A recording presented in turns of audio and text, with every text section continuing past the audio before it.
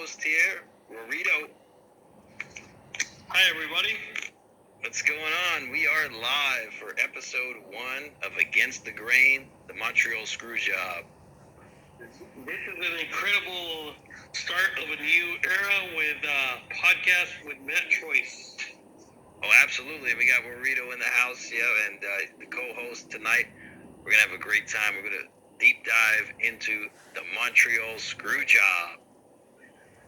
You ready, Rorito? Let's see what happens with the Montreal Screwjob relived again. That's right. We got everyone in the house. All right, great to see everybody. Hello. All right. So Montreal Screwjob. It's happened like over a quarter of a century ago, right?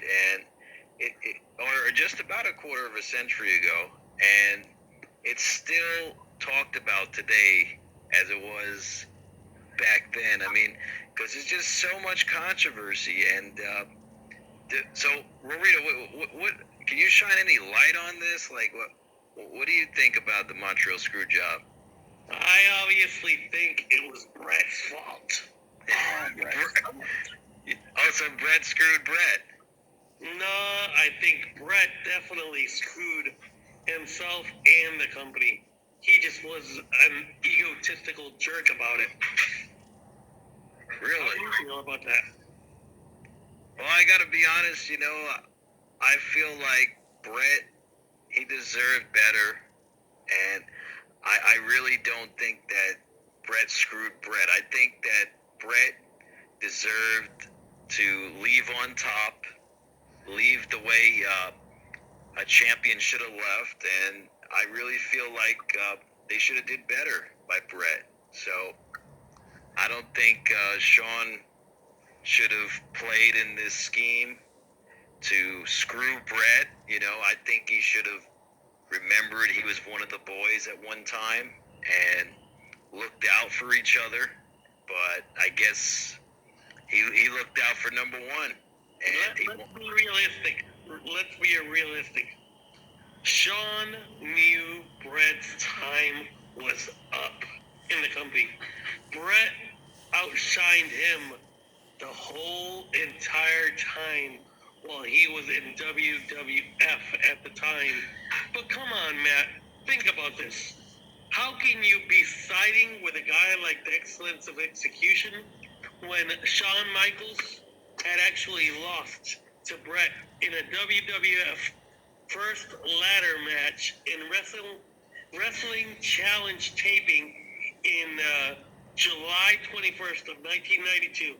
Then he also lost to Brett in 1992 in the Survivor Series main event. Then lost the steel cage match in December of 1993. Come on, nothing's forever, man.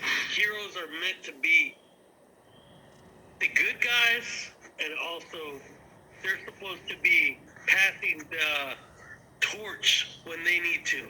And I think that's what they needed to do, and that's why Vince needed to let him go. Well, I agree with Ucios here. He said Vince screwed Brett, and rightfully so. And I honestly think that, yes, I will say Brett, he was paid very handsomely, and he had a stellar contract. And I know Vince wanted out of the contract. He couldn't honor the 20-year deal that he originally offered Brett. And it's just a shame that they ended up ending on these terms at that time. But in any case, I think Bret Hart, he was in the right.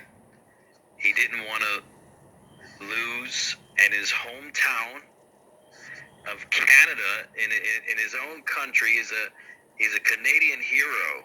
Wait, back it up a little bit. I want you to back it up a little bit.